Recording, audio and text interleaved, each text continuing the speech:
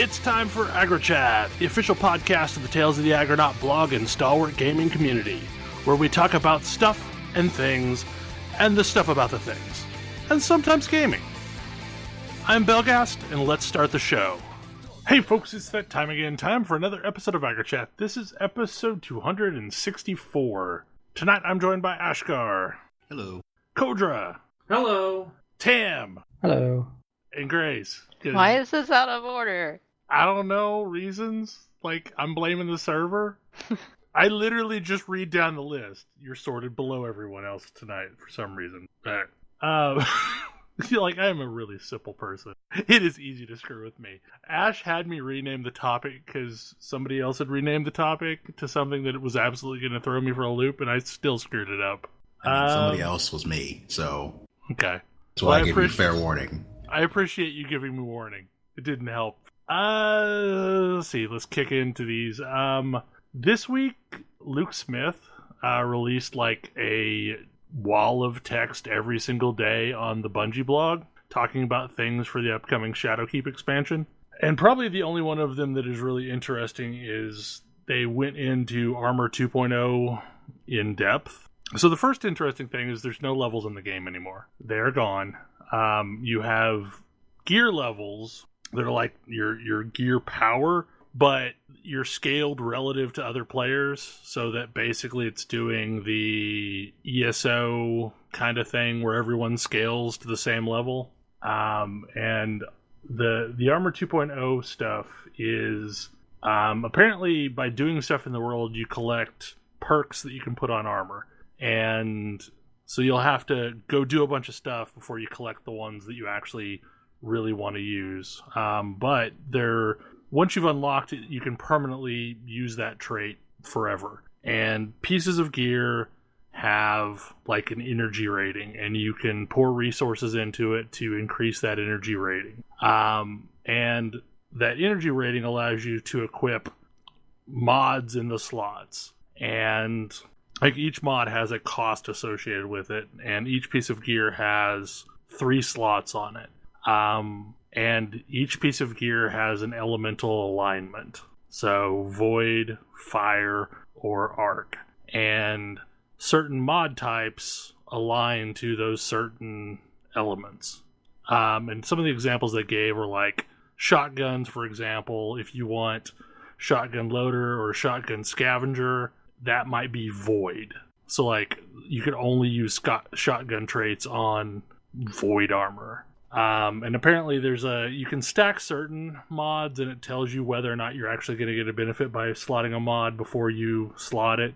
But effectively, armor is cosmetic now, basically. Like you can equip anything that currently exists in the game. If you go get it after the Shadowkeep patch, it will be the Armor 2.0 variant. So you can basically go collect any set of armor that you want for a specific appearance and mod it out to fit any build you want. And I think that's probably a good thing. And I also think they probably drew heavily from Warframe on modding out gear, because it kind of reminds me of the modding system in Warframe. I mean, except for you only have 3 slots instead of a bajillion slots.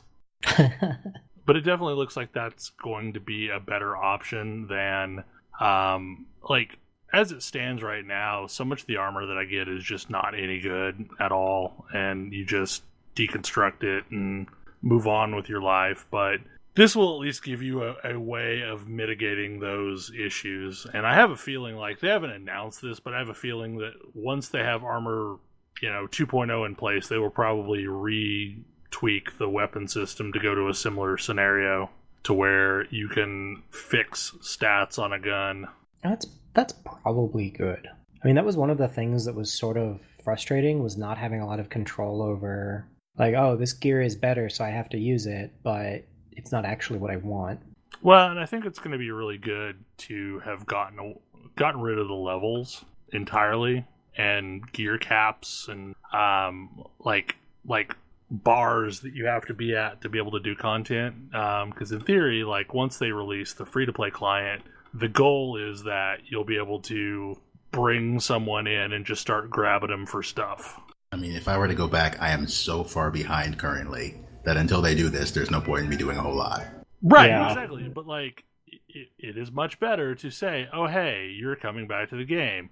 Let's go do this thing that you maybe wouldn't have been able to do, or you definitely wouldn't have been able to do because of gear requirements." But basically, it's going to scale all those things up to where you're viable to do the thing. I mean, that's a huge reason why it's really hard to come back if you leave for even a little bit. Well, and that's been the major problem as a whole. Like, I have characters that I never played again just because it's a painful process to catch them up. So, like, my Hunter is the next closest, and it's sort of current, but then the Warlock, I never even did Curse of Osiris, so it's still back in the like low 300s, whatever it was a viable thing at launch. I guess 325 was the cap at launch. So I think this will be good for the long-term health of the game. And then cross-save launches on the 20th. So you can... like, it doesn't work as nicely as I would have liked it to work. I mean, because I have some stuff unlocked on my PlayStation account that I never got unlocked on the PC account. So you don't merge accounts. You basically just pick one account as it stands, and now that's your account across all platforms. And the fact that they got Sony to sign on for this is like probably as good as we're going to get for now. Were it not for Sony, we maybe would have gotten the ability to do cross-play, but...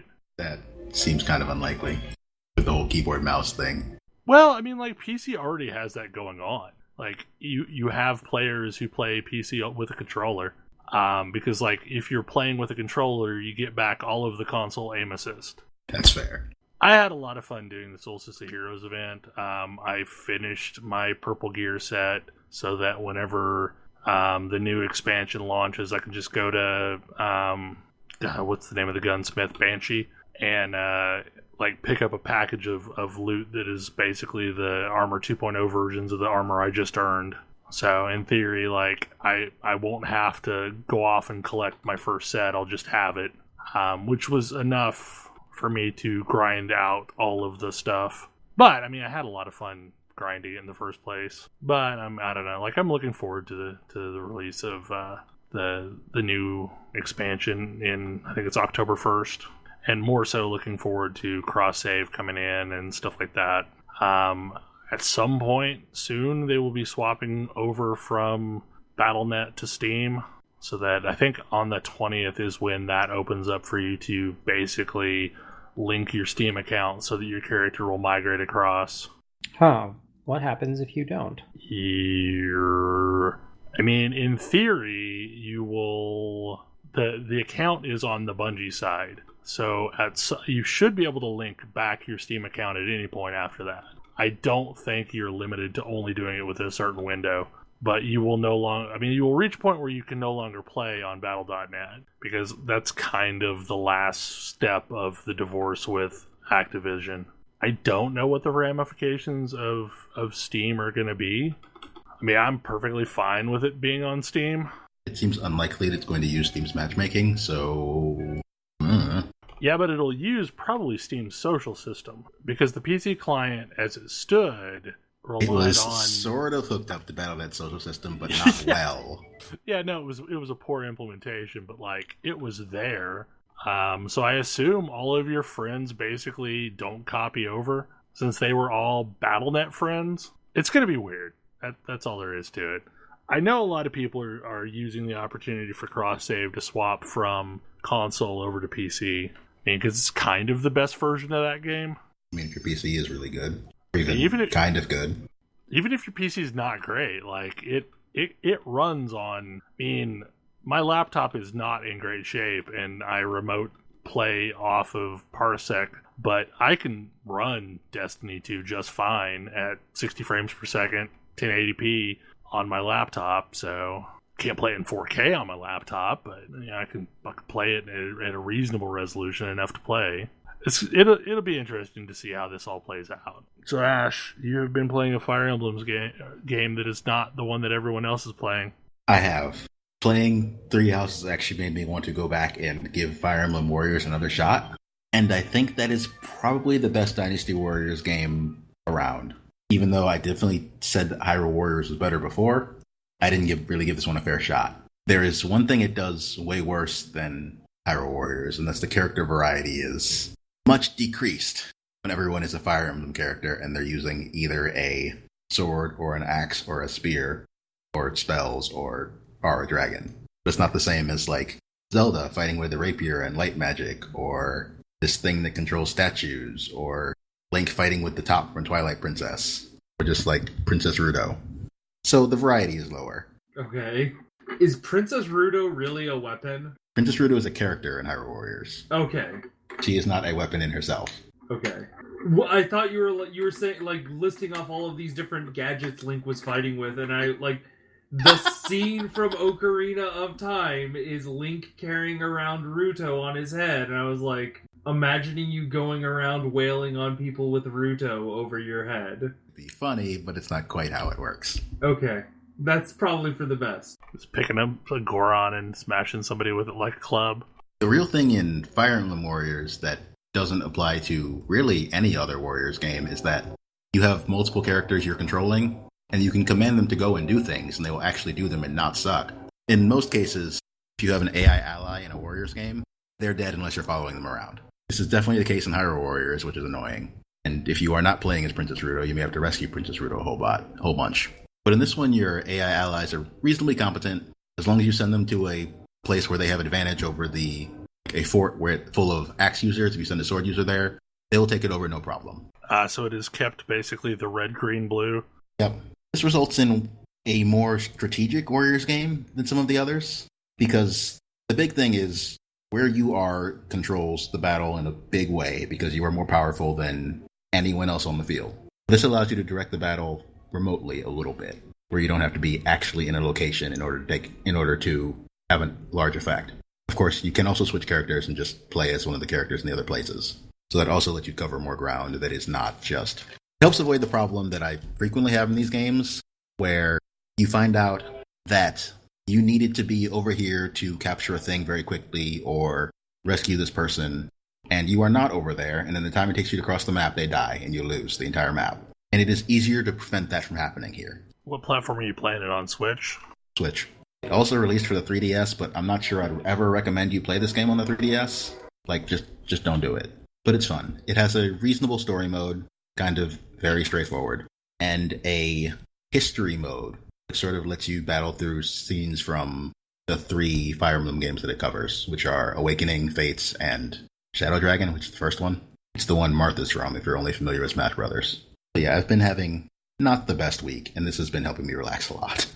That's nice. So sort of tangentially connected to the Switch, I picked up a new Switch controller, which is friggin' amazing. It's by 8-Bit Dough. It is their Pro Plus controller. So it's a wireless controller, Bluetooth connected. Like, the build quality is phenomenal, but the part that I like about it the most is it has a really good D-pad, whereas the Pro controller has kind of a squishy D-pad. The only negative for me personally is its PlayStation style. So it's got the parallel analog sticks down towards the bottom. It honestly looks kind of like a much wider DualShock 4, but it has an amazing D-pad and really good buttons, nice solid design. It's rechargeable, and it comes in a bunch of different color styles. I ended up getting one that's like classic Game Boy themes, so it's kind of a cream color with red buttons, but they've got like a Super Nintendo one or just the classic straight black. I think it runs about 50 and can be used with a bunch of other consoles. But you know, it's really nice. And like I said, the big thing that I liked about it was how wide it was and how it doesn't lean in. Because a lot of controllers now slope inwards, which for me, because I have nonsense hands, makes my shoulders kind of at a weird angle. So yeah, like it is definitely a thing that I really like. So I think it just came out recently.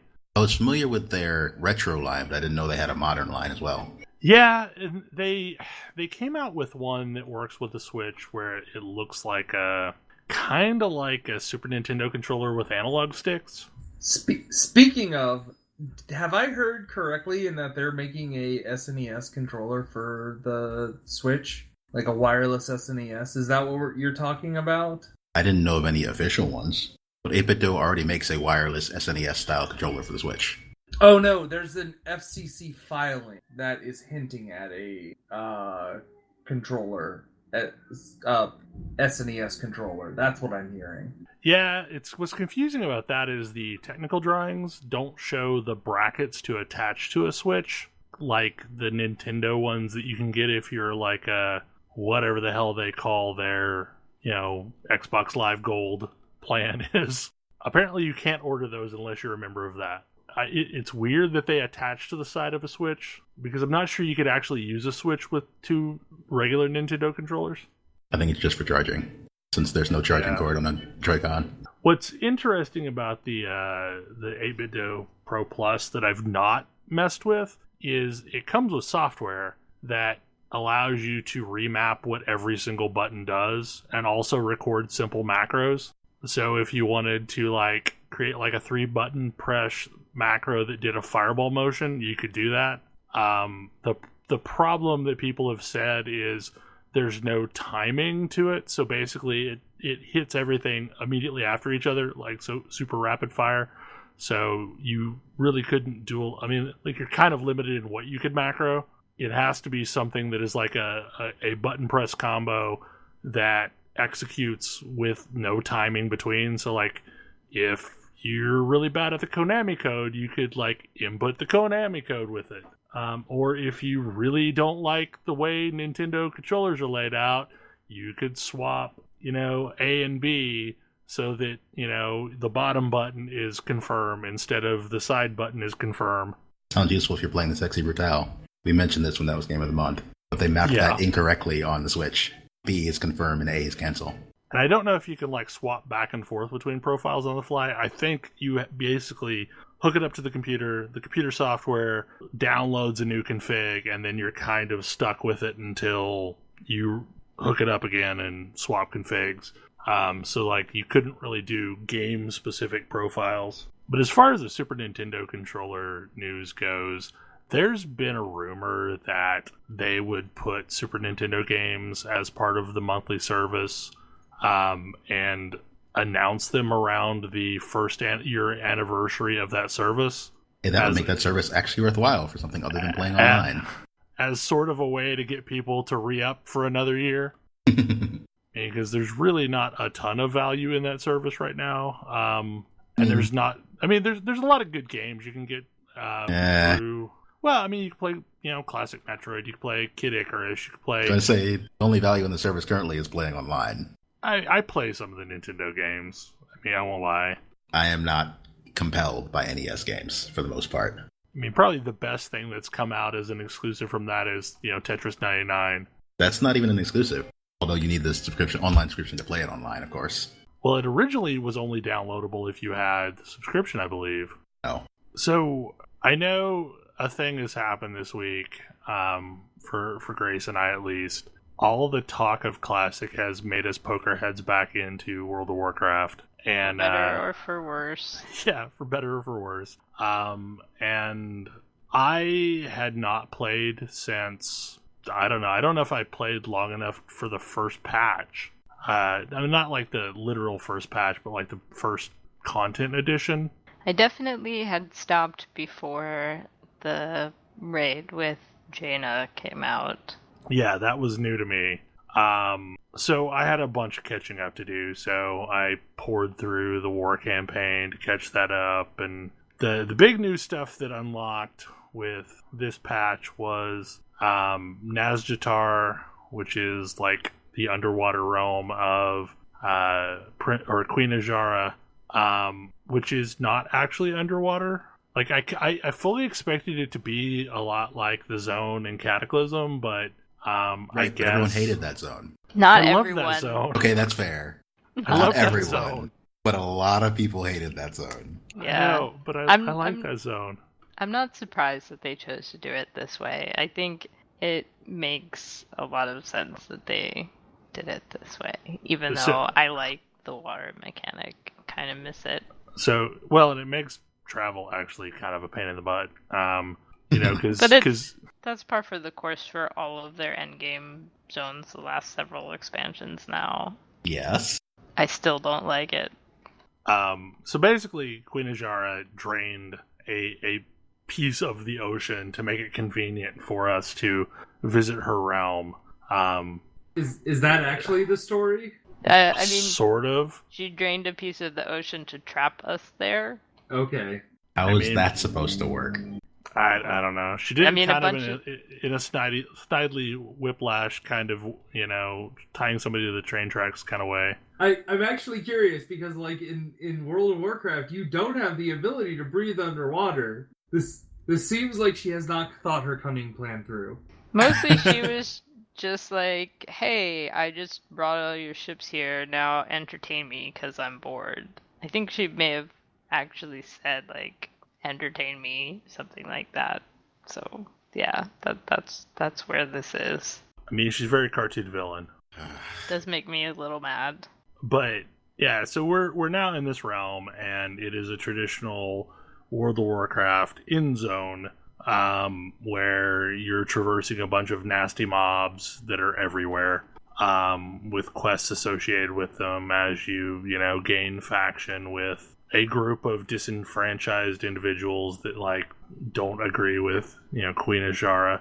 And that aspect's fine. Like, I'm perfectly fine with these people. Yeah, I actually like them. I like that they took the combat companion mechanic and turned it into a sort of a daily quest faction mechanic, and like you get to choose which of these guys you want to be friends with and hang out with that day and do quests with, and like that's actually fine. I mean, I feel like there's one correct answer.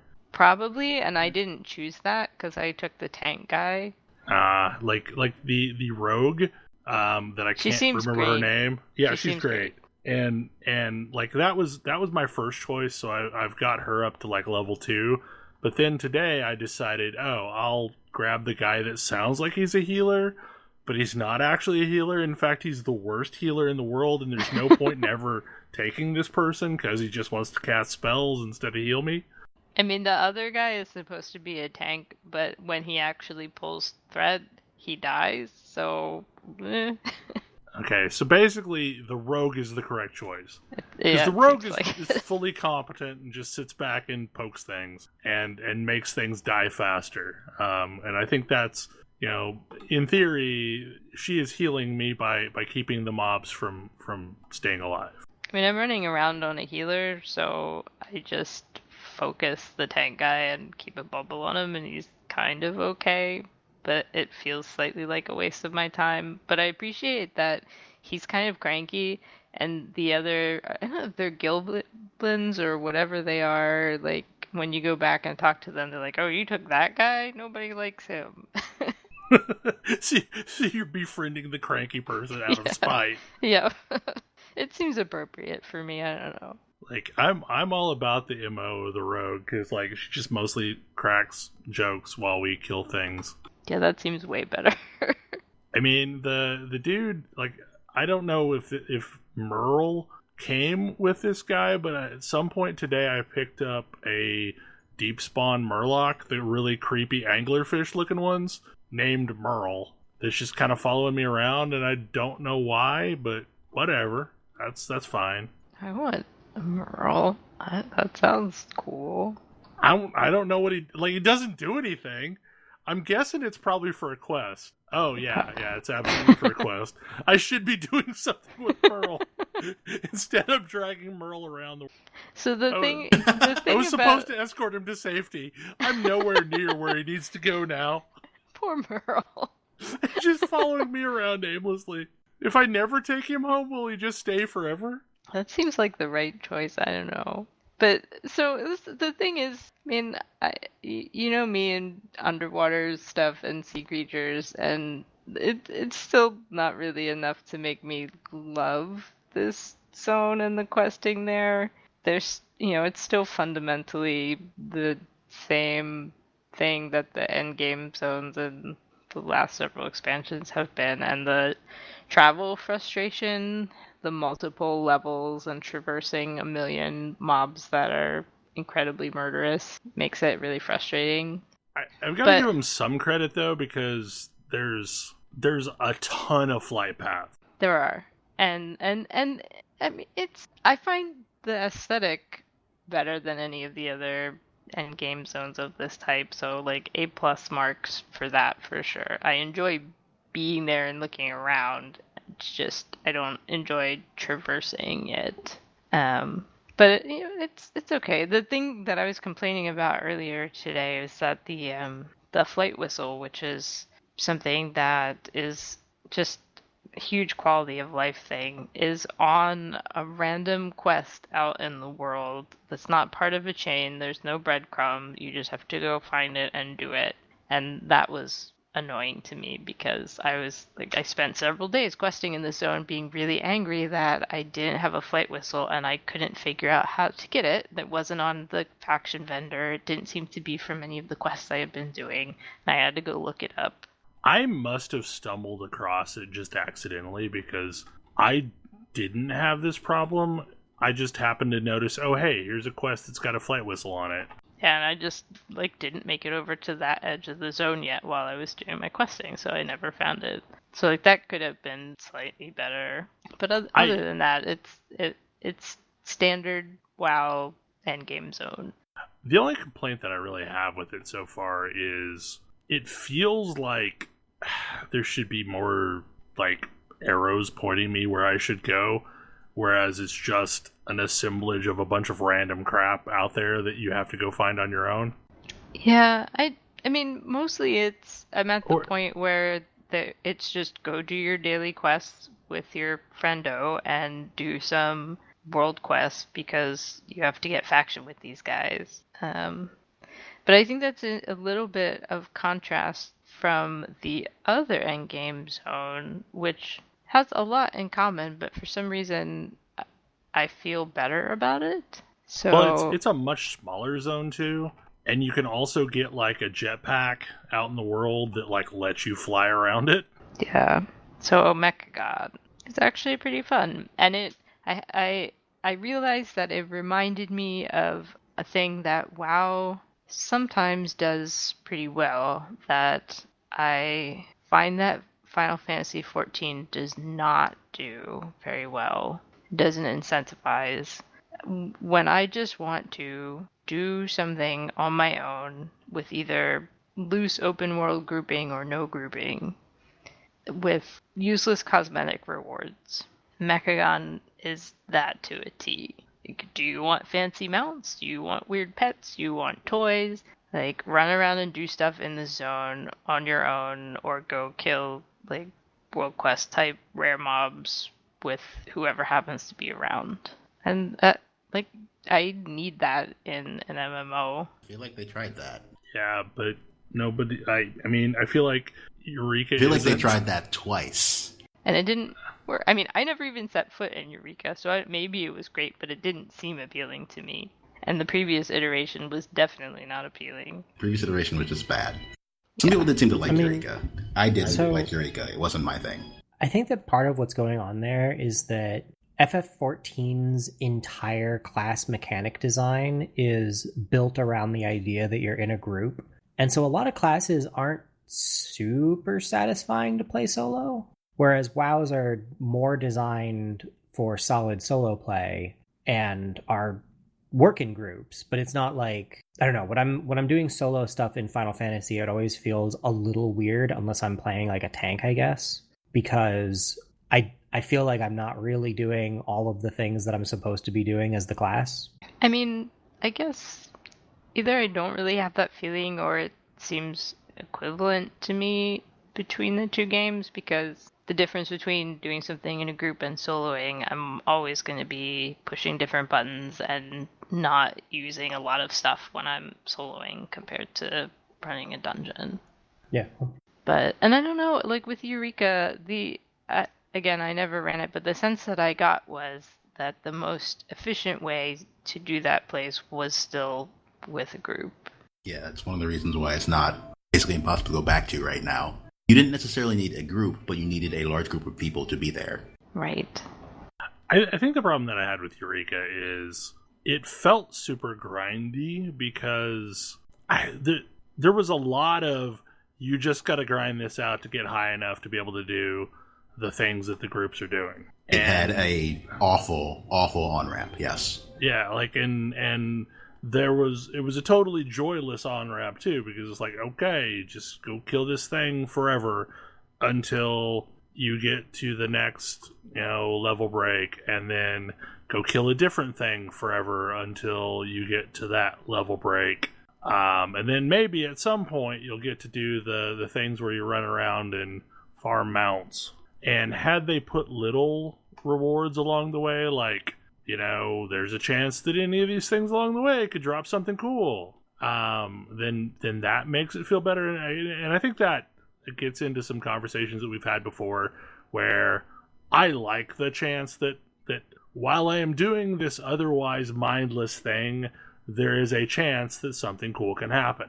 And that will get me to do the thing more than I just have to hold my head down and keep focused and keep grinding until someday when I can get to do the cool thing. Yeah. I mean, my problem with Eureka was I stepped into it and I felt crazy weak. I was like, because you were. Yeah, I was like, this starting point is not fun and doesn't make me want to do more of it. If it eventually you could get crazy unique abilities and all sorts of other stuff, but yes, the starting point is awful. Yeah. And like if that I have enough other stuff that I want to do that I don't care that it gets good later. Well, and like honestly, Pix was willing to help grind it out, but like that I understand, but I felt like that made it even worse. Exactly, that made it more miserable because not only am I wasting my time, but I'm wasting someone else's time that's getting nothing from it. Yeah. Well, it's like it's not fun for me and I'm wasting somebody's time. And like I don't mind the hey, let's run a couple of things so that you can then do the cool thing. But like my tolerance for that caps out about an hour. If I've spent more than an hour doing that, I'm like, why am I doing this? Yeah, I mean, it's kind of like, okay, well, somebody hasn't done Eden. Fine, let's run through all of Eden and get them caught up. And that's fine. That sounds like a perfectly reasonable thing. Not, somebody's never done Eureka, so we're going to spend the next 3 hours grinding to get them close to catching up to you, but no, you're not going to ever really catch up. Grinding level 3 and 4 mobs. Over and over and over. Yeah, it was kind of misery. But I agree with what Grace is saying. Like, that's the thing that I've always kind of lacked in Final Fantasy XIV. And honestly, like, what I do instead is I grind Deep Dungeon and level characters. Because that is an activity that I can do indefinitely that does have interesting random rewards if you can get the group to go find them, but it gets really mind-numbing to do Deep Dungeon as well. Yeah. Like, Heaven on High is way better than Palace of the Dead, but it still feels kind of awful. And for me, it's also still grouping with a random group. Yeah. And so at times when I don't feel like dealing with that, it's not great. And it also is a dungeon, so you have to complete the whole thing to get any reward out of it. And so for times when I'm getting up and down or doing other stuff or only have a couple minutes, do I have enough time to run the whole thing? I don't know. Well, FF14 is pretty short on short duration activities. Yes. Well, and Trust System is kind of nice as well, but like you need to be 71 to use it. And even with the tweaks, it still doesn't feel amazing. You still have to run the same one over and over and over. It's not like there's a lot of prep work to be able to use it once you've already gotten your first 80. Well, and there's not a lot of point to using it. It's not like, oh, I'm gonna run Trust Dungeons and maybe I'll get a fancy mount. I mean, I guess there are pets, but it doesn't seem like the sort of thing that I would want to run indefinitely in my free time if I wasn't trying to level characters with it. Yeah.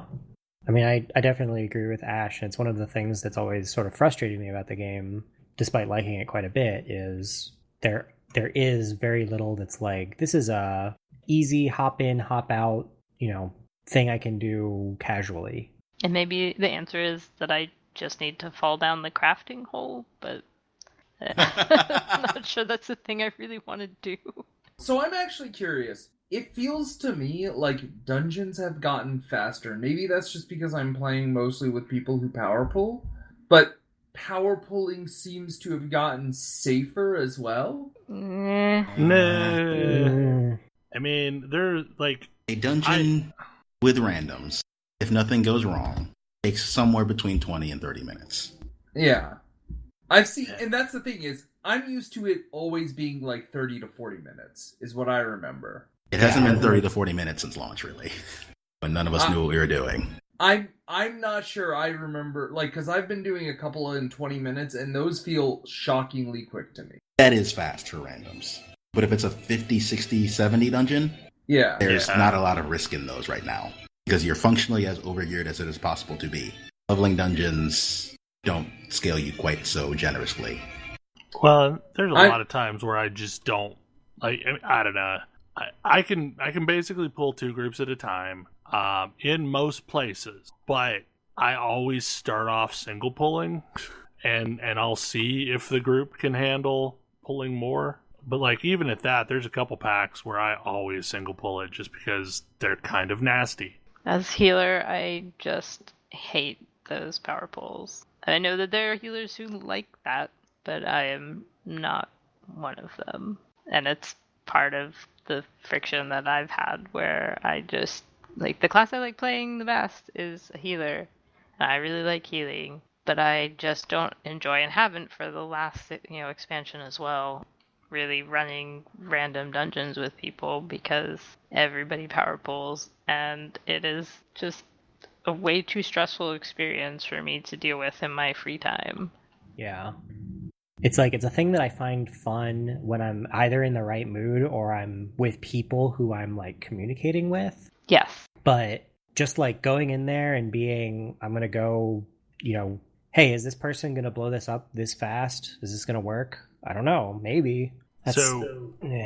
This is kind of getting into like another topic that's further down the list, but mostly I was thinking about the way like grouping worked in Classic versus the way that it works now.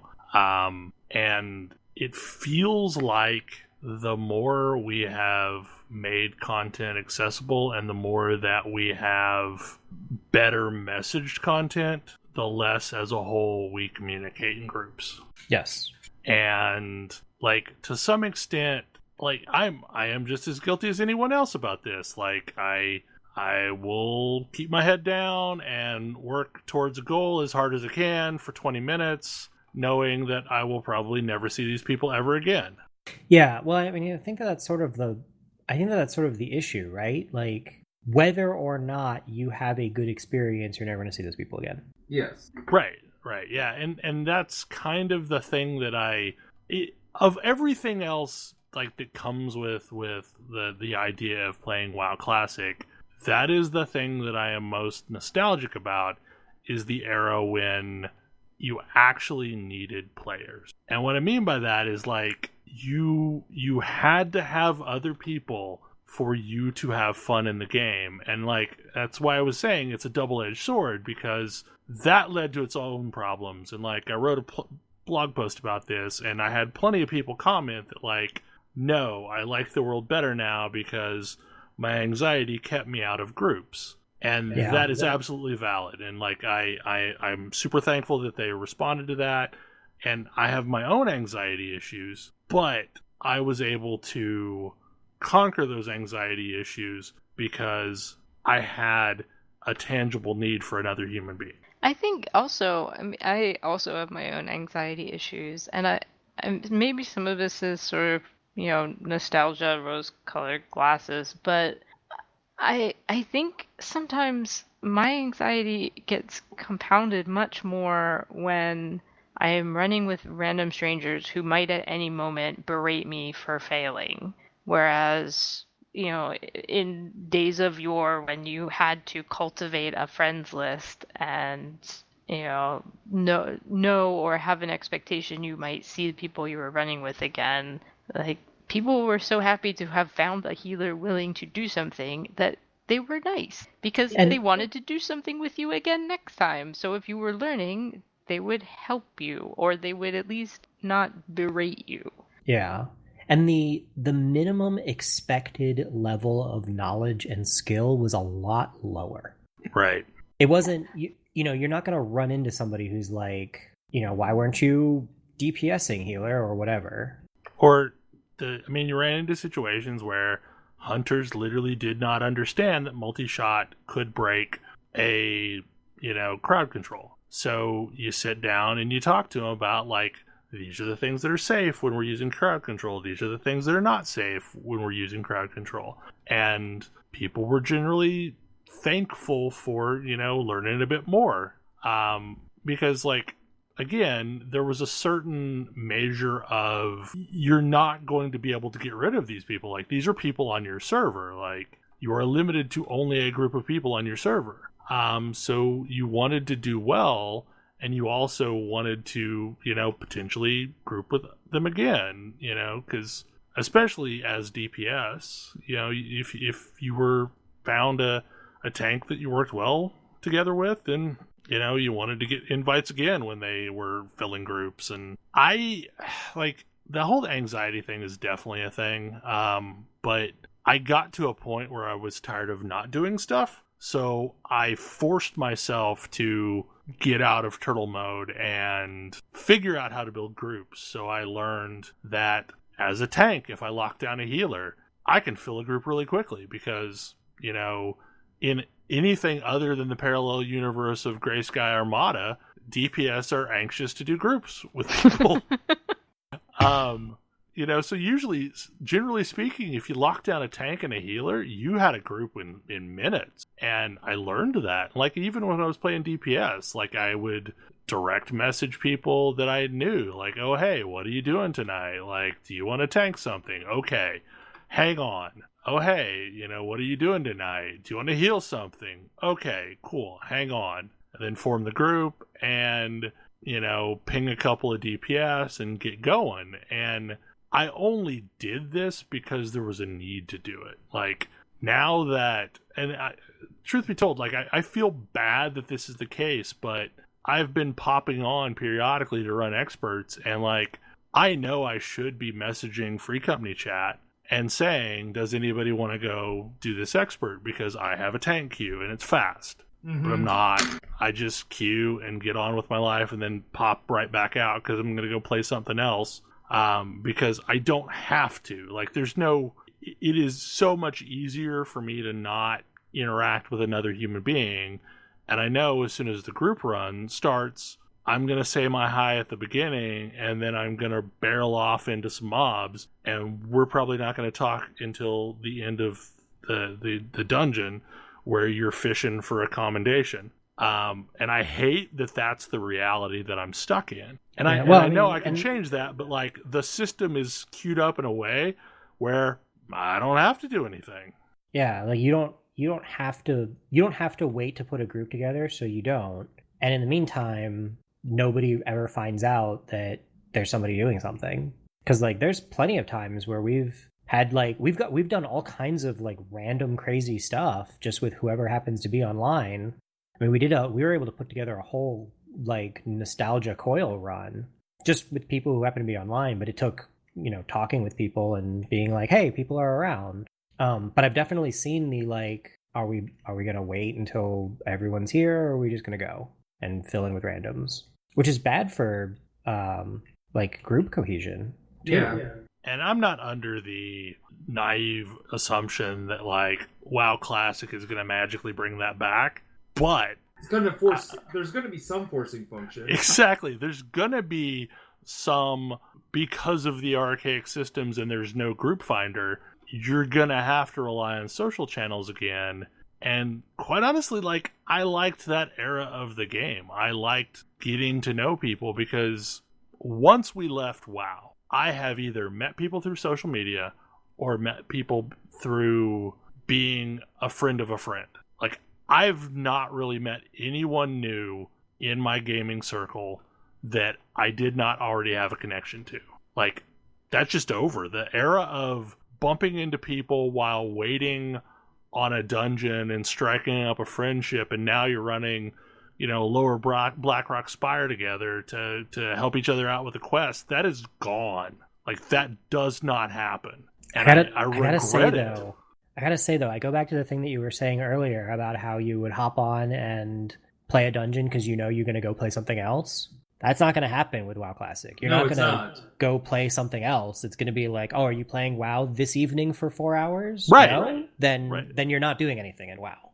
Right. And it's a lot like the days when we played EverQuest, where like, yep, I'm going to be in this zone with my butt planted against this statue while people pulled stuff back to me. And like, I realize that's a thing. That's not much of a WoW thing. No, that was an EverQuest thing. Yeah.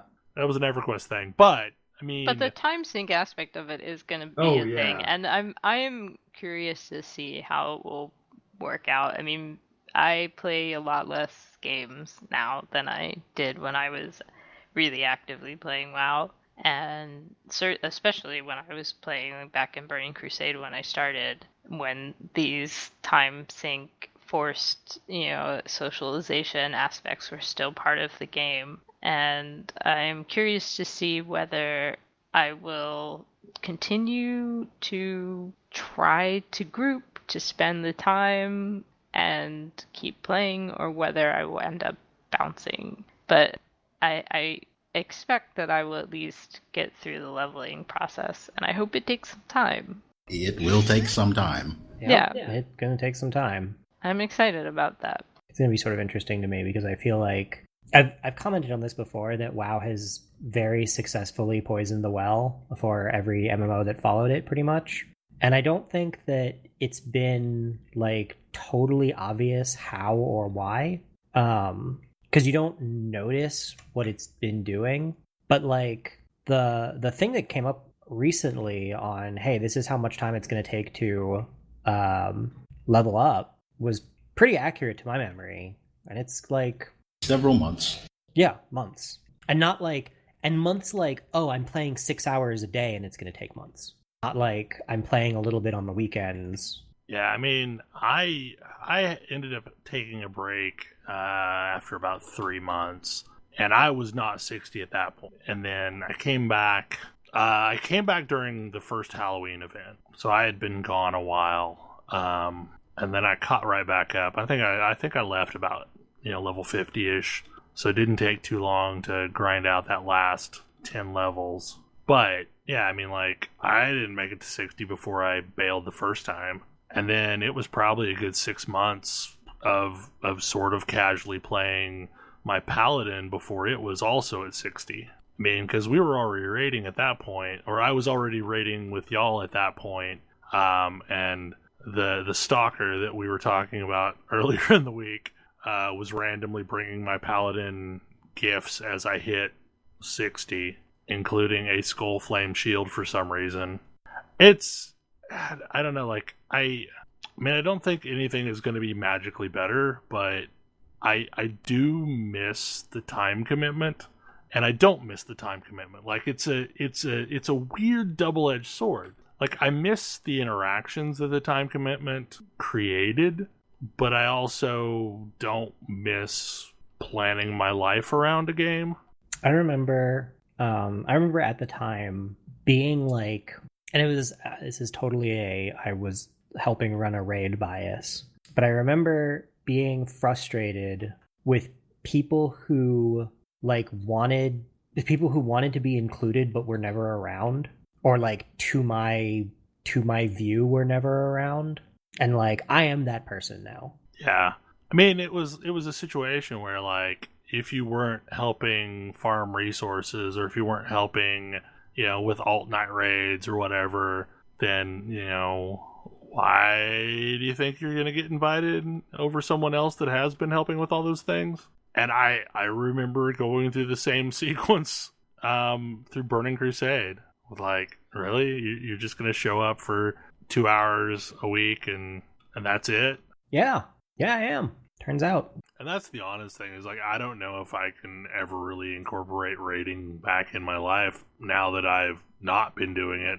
I'm not entirely sure that I want to, but I for me, the stuff that I remember most about an era when WoW was slow, which I didn't play vanilla, but as close as I could get, most of my best memories of that time were not from raiding anyway.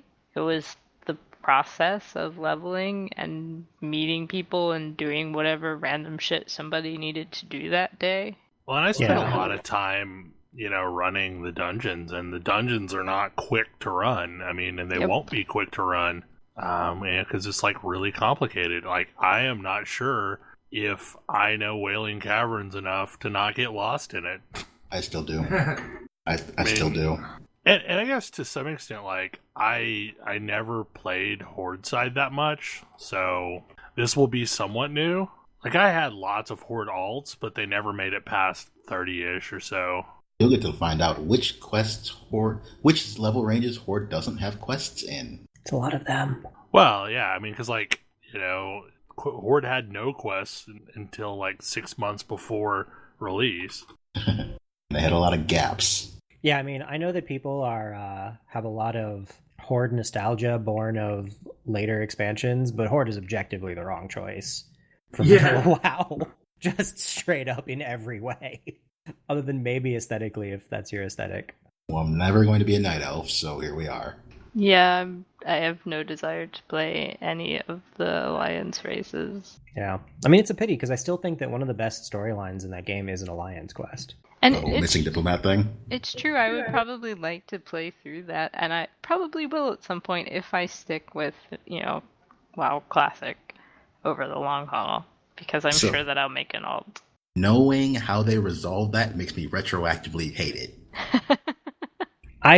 It's not the missing diplomat. The missing diplomat is, yes, the missing diplomat is sort of a part of it. It is the entire Defias. entire Defias Brotherhood quest line. It's just straight up the best story in all of vanilla WoW. It is. It really is. Yes, it And is. you will see none of it Horde side. There's none of it. Like, it doesn't exist. And I don't think that there's any equivalent. Nope. No, which is really sad, because they absolutely could have done that with, like, lots of the sub-factions that are basically the enemy faction of each race. Yeah.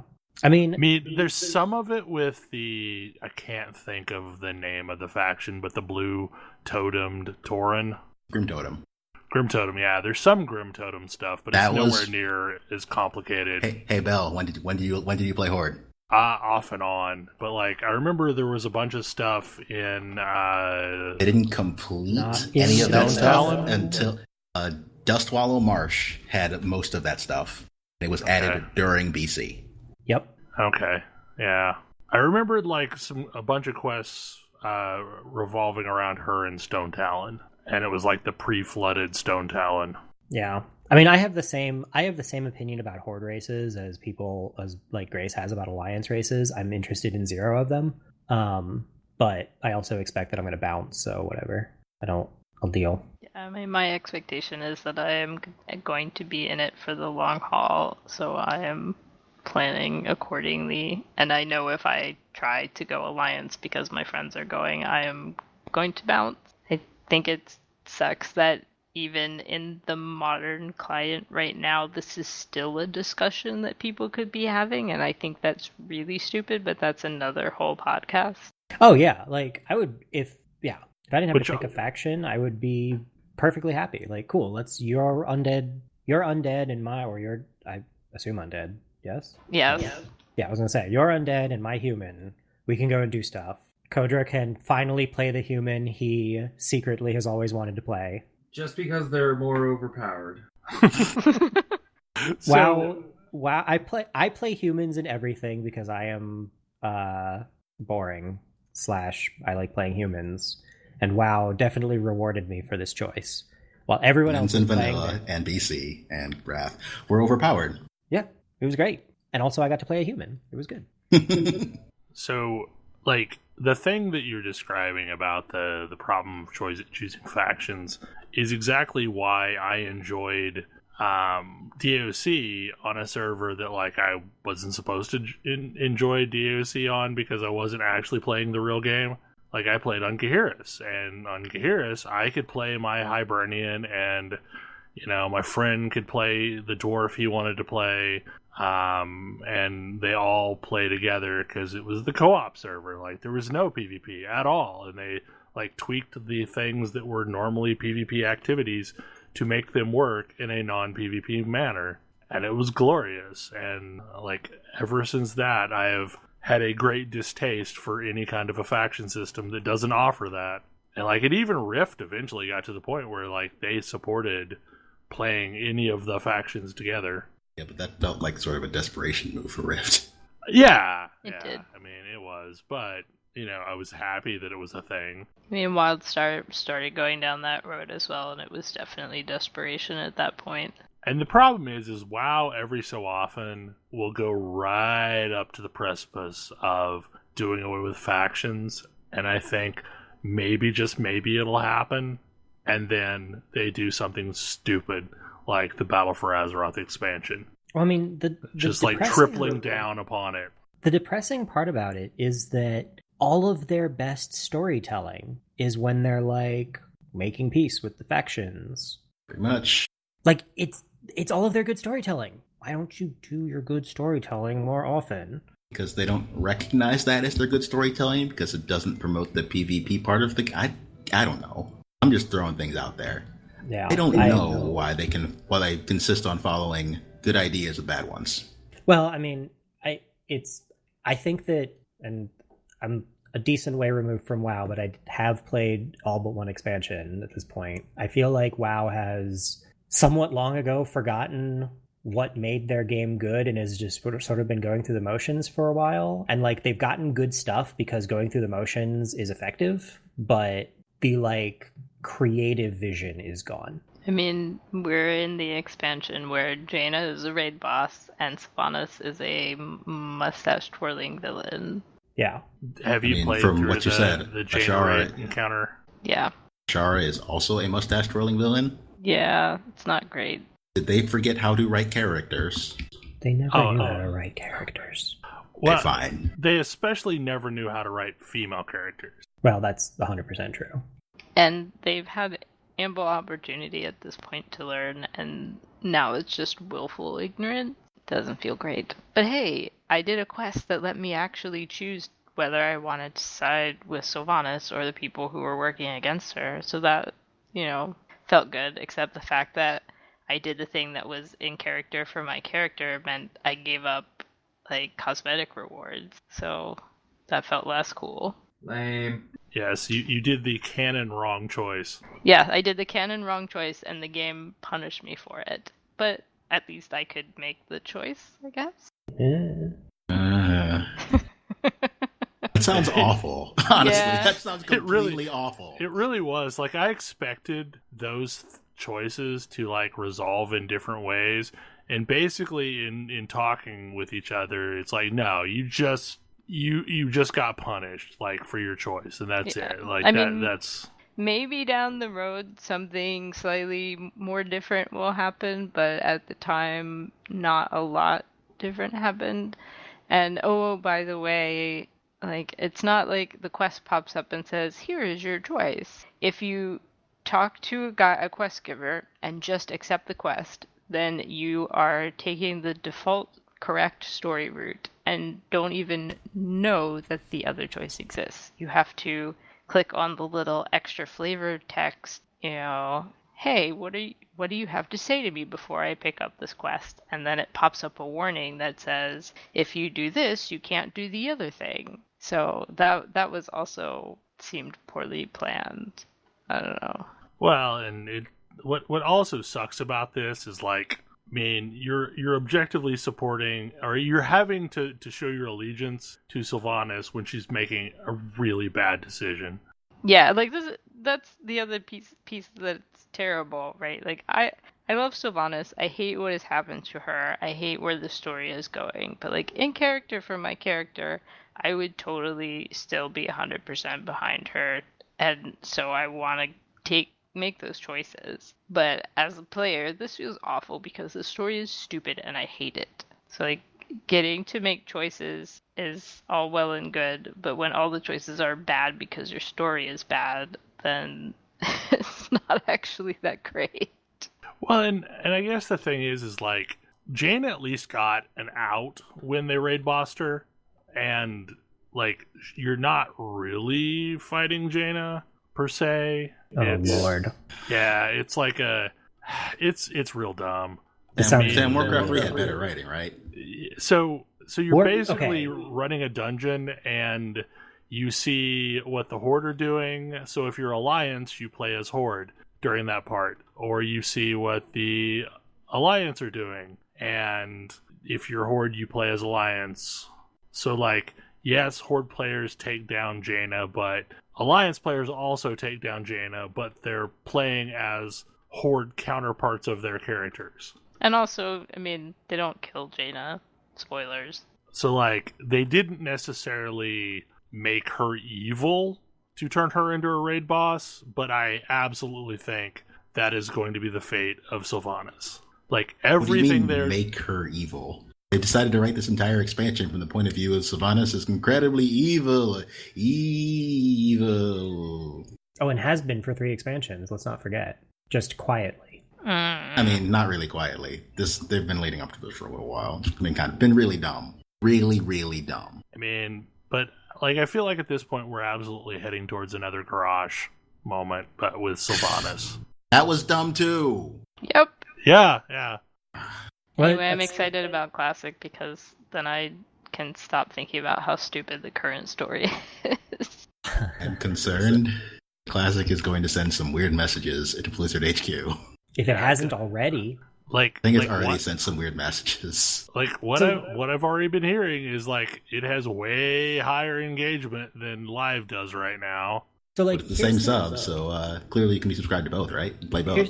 Here's the thing that gets me, right? Is when I say, like, oh, they're probably the creative vision is missing, like, kind of what I'm talking about. Like, Classic, there's no world in which Classic should be more popular than Live. It shouldn't happen. It shouldn't exist. But it speaks to their current game is a disaster. Or at least people are playing... I get the impression that people are playing their current game because they are WoW players. It's like an identity thing. Not because what is happening with the story is good. Or maybe they're not playing it for the story at all, which is also acceptable.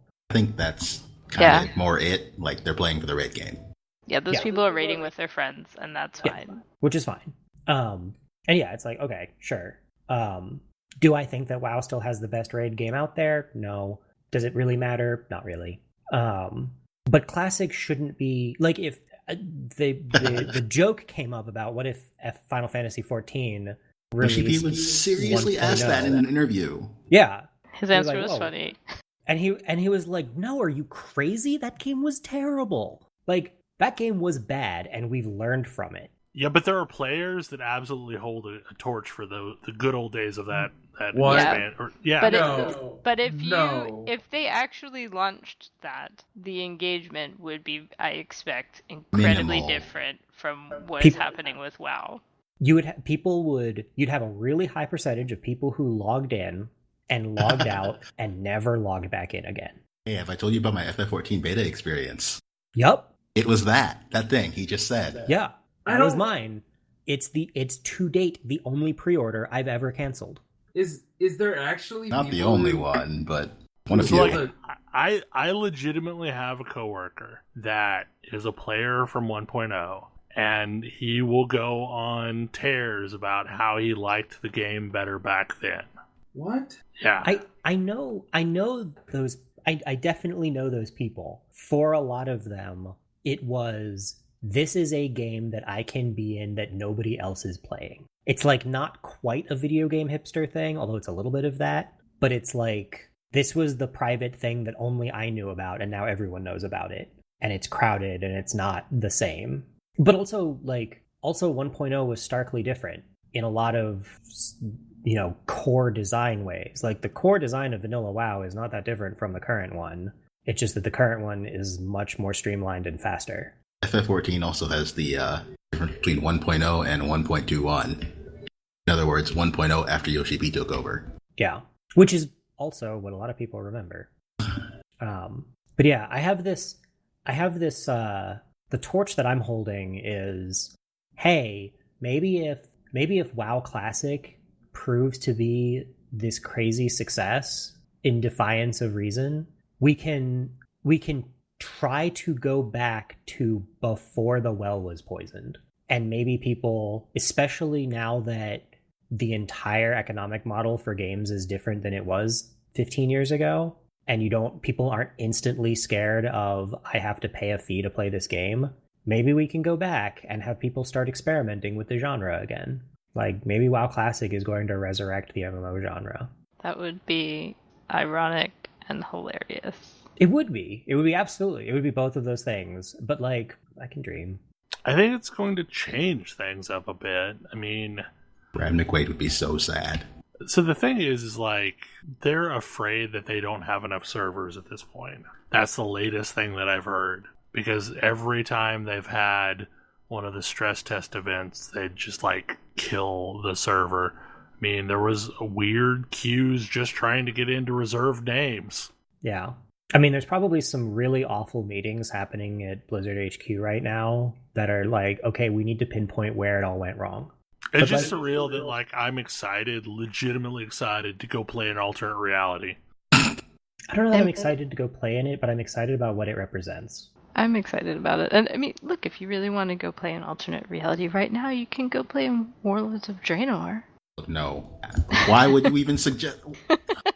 Fine. Well, that was the expansion that I skipped. Yeah, same. That was smart. That was the expansion that I switched over to playing Horde, like, mostly. And this was my fear, but, like, there was a natural segue to that topic. But yeah, like, we've pretty much run out of time anyway. Yeah, we've kind of run out of time at this point. So, positive is we have things to bump to the next show if we, you know, don't do the show that we're potentially talking about. Yay! We'll figure things out. Yeah. Well, hopefully you enjoyed the show, and if you're going to be playing WoW Classic, I would love to hear your thoughts. So we're mostly on Bloodsail, right? Yep, we're on Bloodsail. Provided Bloodsail still exists. Yeah, I mean, sure. I reserved my name. It better exist. Yeah, like, I reserved 3 characters. So I have, like, Belgast and Belgrave on Bloodsail, and then, like, a Belgast on another server as well. I didn't do anything I wanted, but oh well. That's real sad. I'm sorry, Ash. What was your hunter's name? Mine? Yeah. Loden. Okay. I wasn't sure if Loden would make a return. I don't even know, like, why I named the character Loden. Oh, actually, yes, I do. Oh? I was reading a novel at the time, and there was a planet called Loden 5 in it. And I just, like, literally, Loden was such an afterthought that I just picked that as a name. Because I never really planned on playing Hunter. But the, you know... That's the level. Well, I mean, the death of the family knocked me out for like 3 weeks right after launch, and I was out of level range with everyone else that I had been leveling with and needed something I could solo. Hunters are easily soloable, but hunter ammo is not a thing I want to return to. I didn't realize it was a thing when I was starting in BC, and I ran out in the middle of Deadmines for the first time. I don't remember the paladin. I don't remember the name of the paladin that got the Wind Fury on their warrior alt. I forgot about the other good quest line in the game. Oh, the Onyxia quest line. The Onyxia key quest line on Alliance is also mostly only Alliance. It's Horde entirely has one, and it is bad. Well, it's not bad. It's just uninteresting. Yeah, Horde 1 is like, go talk to like 6 people and kill 8 dragons, and now you got a key. Which it is mildly interesting, but it is not as cool as... It's still a lot of work, but not as much work as the Alliance one. Yeah. The honest one is do the most hateful escort quest twice. Although the second time it's actually really awesome. I'm going to say the second one is not really an escort quest. It's fair. It's a parade.